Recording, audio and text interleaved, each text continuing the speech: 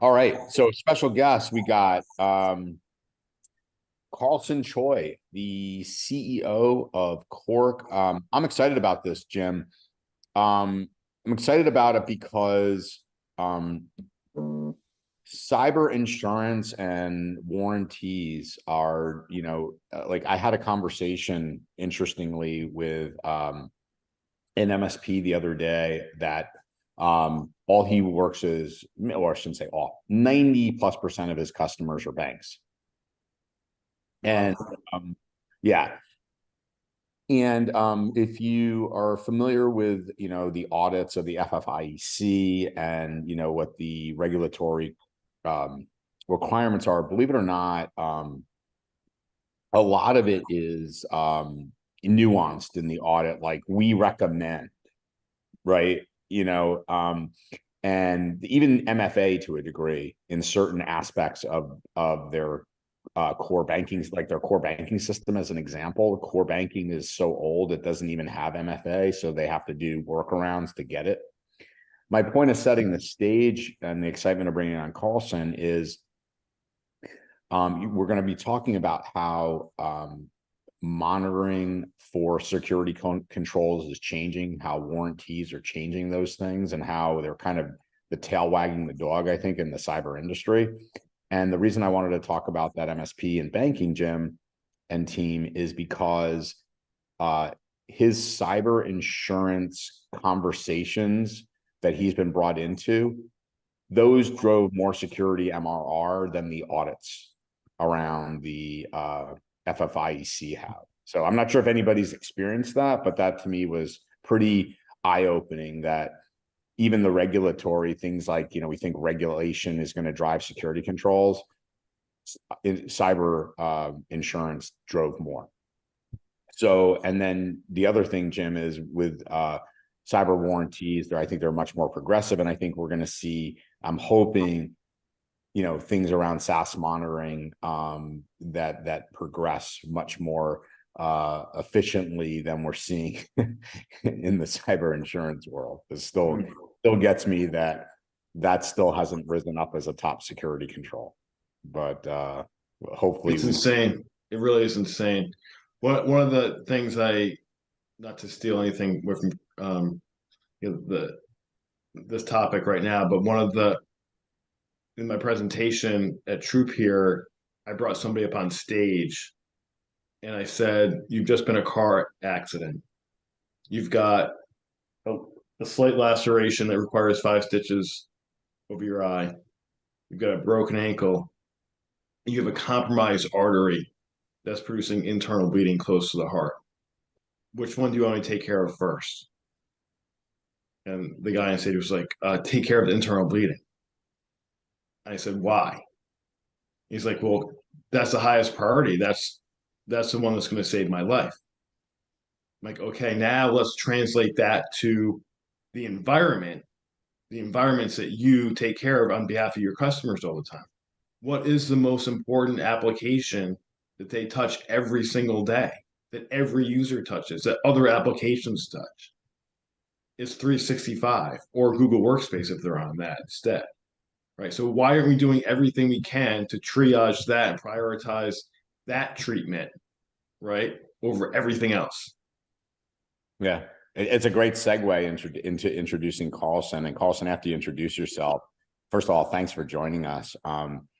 I do want to ask you, how is it that, when you look at every single threat report in 2023, where initial access brokers and credential theft and, botnets, like info stealers, like credentials and M365 are where things are at. Like, so before we ask you that question, that's what I want to ask. But please introduce yourself and thanks for joining the Sassy call. Hey, thanks for giving us some time on here. They're really interesting, kind of learn more from this community. And I think when Andrew and I kind of get connected through Ryan, he said, "Hey, I think the Sassy community would love to hear of this, warranty thing that you guys been talking about, right? And what is a problem you're trying to solve at CORK?" So a little background about myself. I think probably if anybody look me up in LinkedIn, I'll probably have the most unusual career in life. As my wife will tell you that, my husband can't seem to hold down a job longer than 3 years. He will go from industry to industry, job to job to job. And I go, well, hang on one moment. Let me get this right. What I've done is I was interesting enough. The thing that's similar is I would jump from industry to industry uh, to break things. You ask the crazy question, why would you do it this way? Why won't you do it another way, a better way, right? As early as my days in the video game space, I think that's the only thing I'm proud of in life. Worked for Activision Blizzard. We brought game from online disc to digital delivery. I remember the sales team said, "Oh, you're gonna destroy my business." Years later, guess what? Digital is what drives the business. Then I got in the restaurant business talking about, well, this delivery thing's gonna be great. The in-store manager said, no, nobody's ever gonna go delivery. Then COVID came. Live was good for me, right?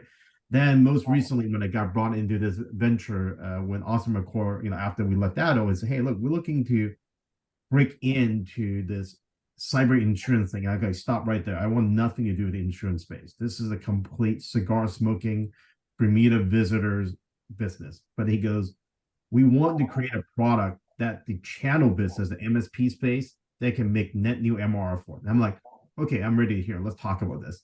And that's really how we got started this venture. And a little bit about CORK. I'm sure some of you might have heard of recently. There's been a lot of noise about what CORK is. The best way I will also describe this is think of it this way: the pain that you do every single day. I think Jim, Andrew, you guys talked a little about it, right? Dealing with cyber insurance policy. Though it is, a lot of the fastest growing MRR for you, there's still a lot of risk just even signing the form saying, I attest the fact that we are using backup, that we are using this form of EDR, that we have MFA on. The moment that form gets signed and acknowledged, guess what happened next? The carrier will never talk to you again or your client again for another year when the policy is due or when something goes wrong. And when something goes wrong, guess what happened? The table turned back on you as MSP because now they go, is there something you didn't do? And you end up spending a lot of time scraping for logs and all the detail in place to protect your business and protect your client. Now, 6 months, 9 months later in that process, where do you find out? At the end, it was one simple human error on the client side. Everybody's unhappy. People lost money, lost business and pain. And ultimately, at the end, you as an MSP, you're not actually gaining any type of protection, or for that matter, any financial coverage. You're not actually getting additional MR. So the way that we approach it a little bit differently at CORK is we actually start with, you guys are real familiar with Andrew and Ryan's doing, kind of the right of boom, right? We start on the left of boom. We have a modern platform that integrated existing security stack. Very similar, like what Jim said, right? You want to fix the internal bleeding first. A lot of the solution we've seen in the market is outside in scanning. We start from an inside out perspective. We integrate right through your RMM into the EDR stack, your existing security stack, and using that as a way to underwrite to start. Carlson, thanks for that. Maybe just like level set. Yeah. Like, what is a side? Like, again, I don't know if a lot of people, I would argue, I'm still getting to know this. And maybe just a quick show of hands, yes or no. Are you familiar with what a cyber warranty is? And just be honest, versus cyber insurance, why I absolutely know what it is, and for not know or not sure, just throw something in chat. But maybe just if you could level set for us, Carlson, like what is a cyber warranty? Because you see them out there.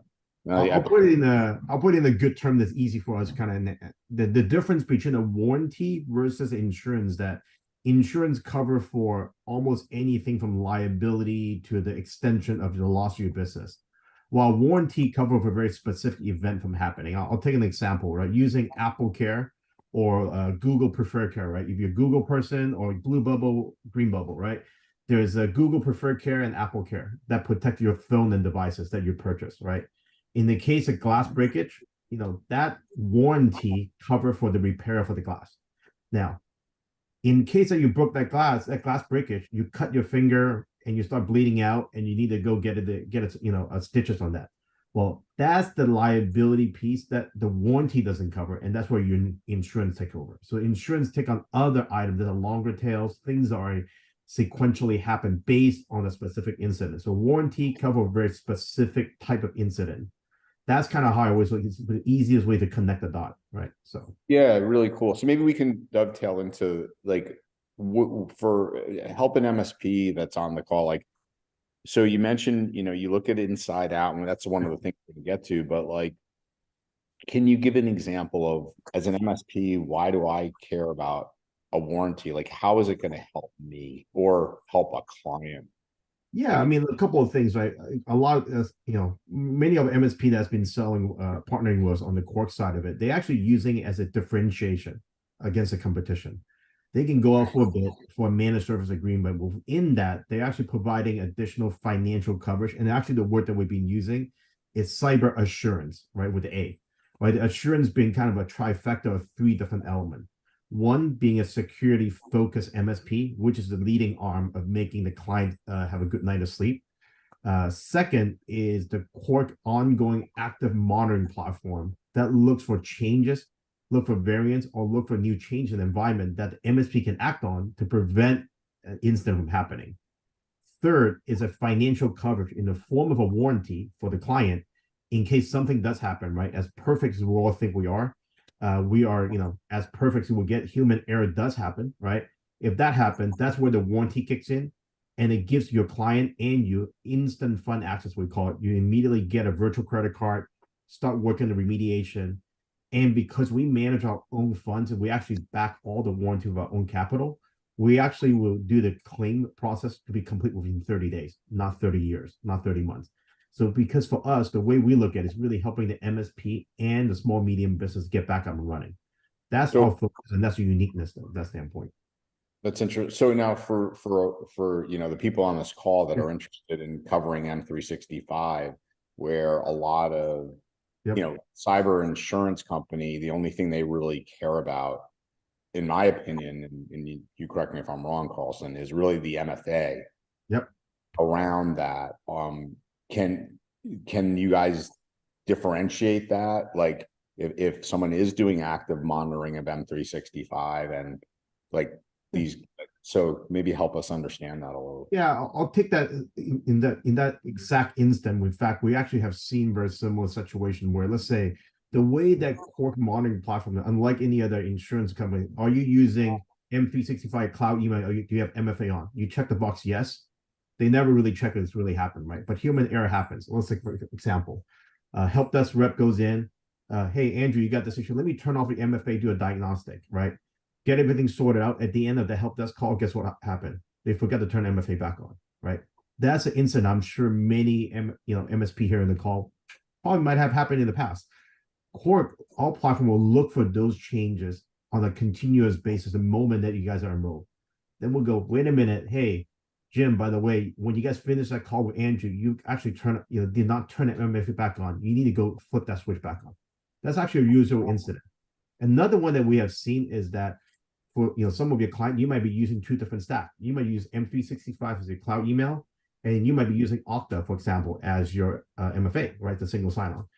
We actually have seen incident where those two stack, where you might have enrolled new email account that might not be enrolled in MFA authentication accounts. So we're able to look at those contrasts and notify you as an MSP to go catch it before something happens.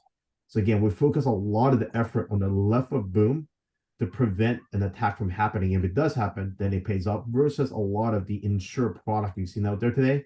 They're more passive. They're not active, right? They wait until something does happen. The boom happened, then they will remediate. They help you to get you the financial coverage. Our goal and focus is prevention rather than reaction. Okay. So if someone is using SaaS alerts and they did, they're doing all the right things, but a threat actor just happened to be good enough to, get credentials. Like, let's take the example, Jim, not too long ago at, the MGM, right? Where, a supposed help desk person was, calling, or, when I talk to any of the good pen testing firms that are good at social engineering, their favorite, by the way, is healthcare. Jim, I don't know if you know that. They'll call the doctor. Yep. And say, hey, it's the help desk. We noticed there's been some, nefarious activity on your account, and we need to reset your password. I mean, high 90 percentile, they're way better at me. But anyway, Carlson, I'm digressing. But like, let's just say someone's really diligent. They've got Yep. SaaS alerts, but a threat actor is good enough to socially engineer. They get a BDC. Can that stuff be covered? Yeah, I mean, look, for us, what we can do is, do as good as everything as possible from that perspective, right? In the case we talk about healthcare, we have a lot of end client that are healthcare that also carry cyber insurance, right? What we do in that scenario, there are a couple of key things. One area is, we might see things that the MSP might not see and be able to notify them. Now, but when we see the MSP have done everything possible following the SaaS alert, configuration, everything's perfect in that case. In that scenario, when the breach does happen, we will turn to the other side of the equation to help the MSP and the client to expedite the claim process. What that really means is one is we'll provide a third-party report showing, by the way, the MSP have done everything as per spec. Nothing was missing. Cyber insurance company, go pay this. Stop pointing your fingers at the MSP, right? This is for us would become a defensive mechanism.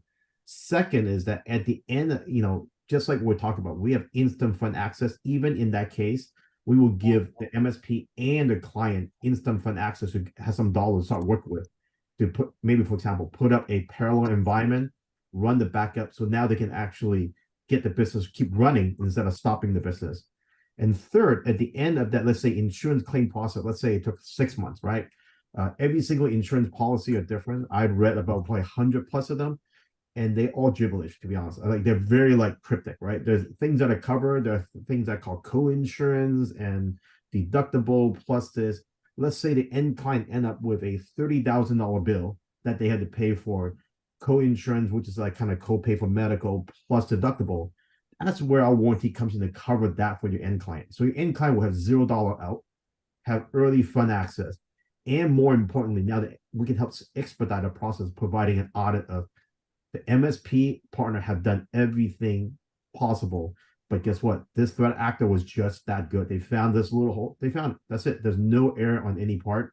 This is kind of where that partnership shift. But again, our goal is to be on the left of the side of the attack, but not to the right, right? So very cool. Jim, any questions or anybody questions so far? Jason, I see you have a comment. Is there a question there around single auth and duo?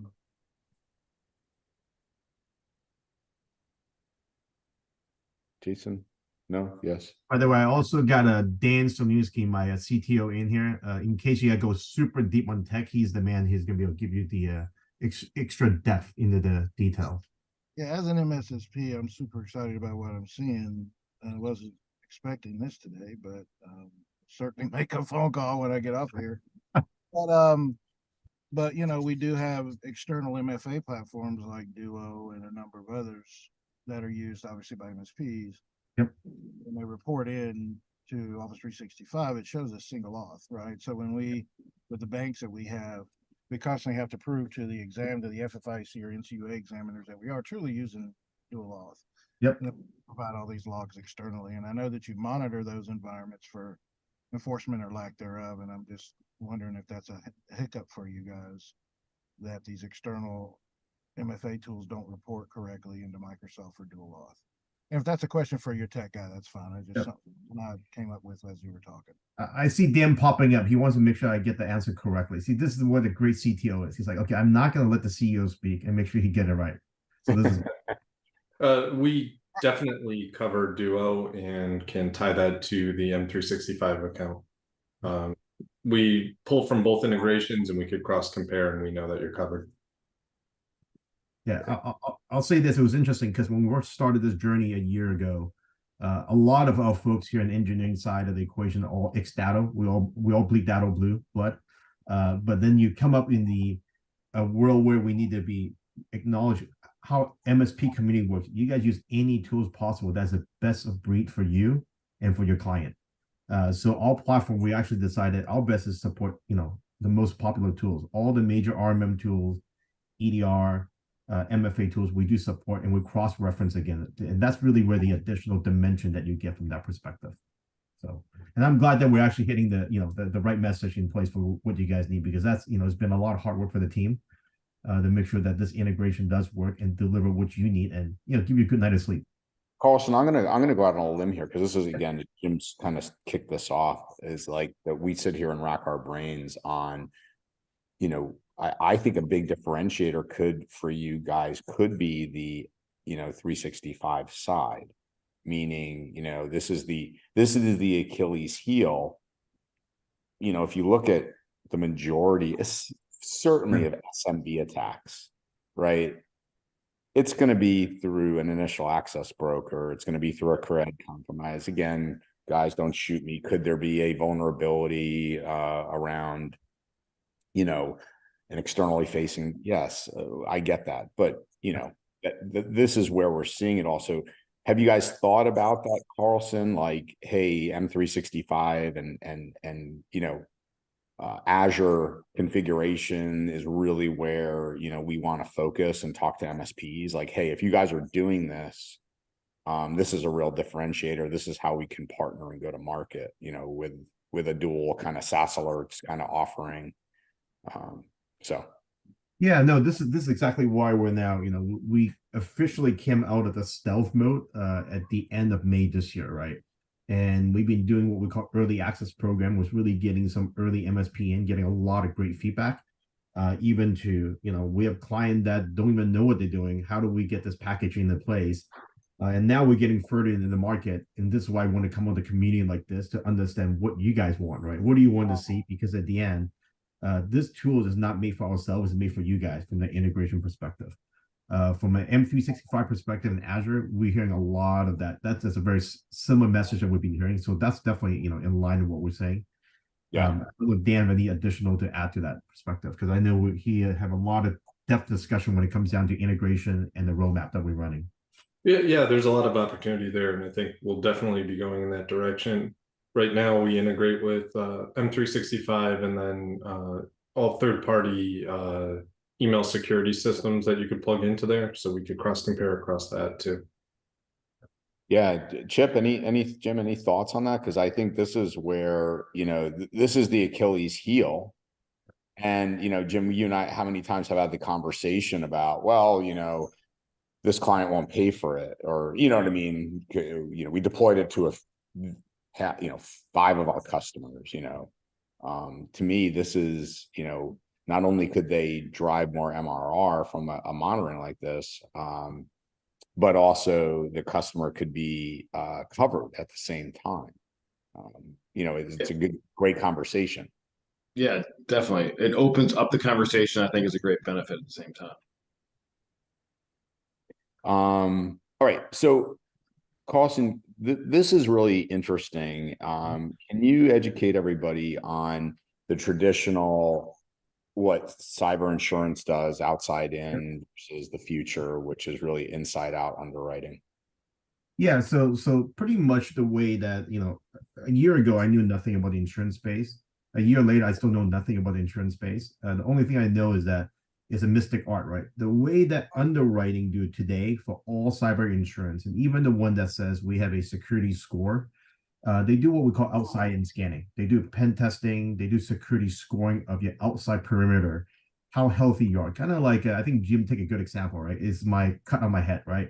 The gem is like, my cut on my head, yeah, okay, that cut doesn't look too bad. No internal bleeding, will look good, right? That's how the underwriting works. And also the underwriting, the pricing is purely based on historical data. They call it actuary science, right? Look at all the historical things that happen, because the size of your business, the industry you're in, the number of employee you have, well, chances that's the odd. Well, but the reality is, in the cyberspace and technology wise, things changes, right? The moment a breach happened, a vulnerability occurred, you patch it. Guess what? Actuary science doesn't work in underwriting the actual risk. And that's why you're seeing the outside in underwriting, right? Combined with actuary science is continue to drive the price up, and they're seeing a huge losses. So every dollar that they write in the industry, they pay out 60 to 70 cents of that go into paying out losses. Now, inside out is a very different approach, right? It's very similar to what Jim said, right? That, you ask a patient, do you want to stop your internal bleeding or fix the cut on the head? We're going from an internal bleeding perspective, right? We integrate directly into all your existing security stack. We're not taking some of the approach that you have seen to say, you must buy 5 of these stack, security element from me, from this vendor, and this partnership was eligible for you to go purchase a cyber insurance. But even that, those are not tying together. The element for us is that the magic here is we're looking for inside out. We're looking at across the stack, right? The example that I think Jason brought up was, well, I'm using Duo, I'm using M365. Can we bring those two together to show that are there gaps, are there contrasts between accounts that are not enrolled in MFA? That's what CORK do from an inside out perspective, right? Along with that, I think you guys also know Ryan Weeks also part of this project and venture that we're working with. He's taken a lot of view to say, well, on a typical attack, what would that attack pattern looks like? What are the sequence of that look like? And how does it map into the actual signal that we might be seeing through these internal integrations to say, oh, wait a minute, actually, you might have an internal bleeding, you don't even know about it. Fix it before it occurs from happening, right? So I think the outside, inside out side of it is so different. Now, the other part we also do differently when we see these inside out, when we see the risk, the more integration that MSP like yourself integrate with our platform, the lower the risk is for us, right? Most insurance company will keep the profit from that perspective.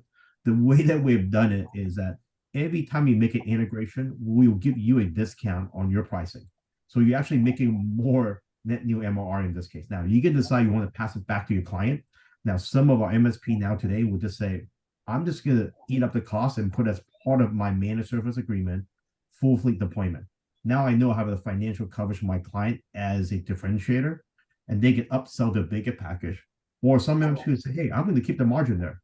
Every integration I make, I'll keep that saving as my margin, and I will just pass the retail cost. So there's a lot of different way of bringing it to market to the client. But ultimately, at the end, I think the differentiation is really using real-time data, continuous connection to your inside technology to help you to make the environment safer. And the safer you make them, the more money you're going to make. That's how we look at it. Yeah, so it's unlike, if I'm the MSP on the call here, I'm wondering, Carlson, cyber insurance, insurance, I need to have a license. Yep.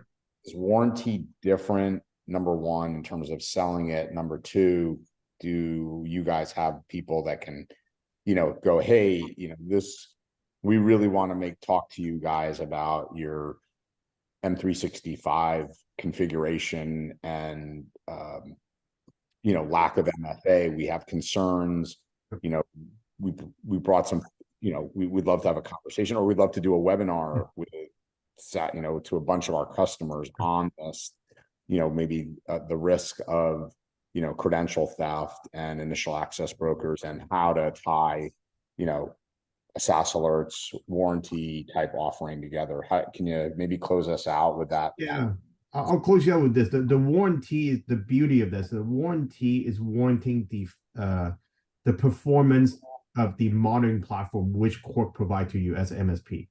So essentially, it is warranting the functionality of this monitoring catching something from happening, right? So what that does, it prevents you, exclude you from needing a license to sell, because it's not an insurance product by design. This is kind of how we made it so that you can sell and do a markup on it. Your client will never see what pricing you get from that standpoint. If there's ever concern with all the legal document, it is still a highly regulated industry, which kind of what made me old last year, learned everything about the insurance industry I didn't want to learn. But the mission was to create a product that MSP can sell without being licensed. And what that really does at the end, the moment you sell through, your client will have to sign an agreement. And that warranty agreement will offset the financial risk to us as CORK. So now you're out of the picture, but you're now just still helping them to help them make things better. As far as joining any of the client calls, we actually been doing a lot of those webinar session with MSP. They go, hey, can you come talk to my top 20 clients? Let's do a webinar. And it's very similar set of questions that we get asked, right? Because at the end, it's a fairly new product, right? If you think about it, I always analogy is like we created a LifeLock for small and medium business. You have a technology monitoring and preventing from happening, but something does happen, you get payout on it. But it's still a new product category in the MSP space. So our team is more than readily available, from technology resource to insurance resource, to join your call with your client if there's needed. So cool. All right. Awesome. Dan, thanks for joining and educating on warranties. I think it's a fascinating thing. I think it's like, again, I would really if I'm an MSP, and like, to me, my top priority, again, simply based on threat modeling, right, is around credential theft, M365, all your social engineering aspects. So, really appreciate you coming on and talking about this, because really good stuff. And I agree, yeah, a good surprise as well, Jason. Jim, you want to close us out? Any closing comments, thoughts? And I got 2 o'clock I got to jump to, but great session today. Thanks for everyone attending, and look forward to seeing everyone next week. again, Carlson, Dan, thanks for coming. Everybody, thanks you. for showing up, and we'll look All right. forward to next week. Okay. Thank you. Bye. Bye.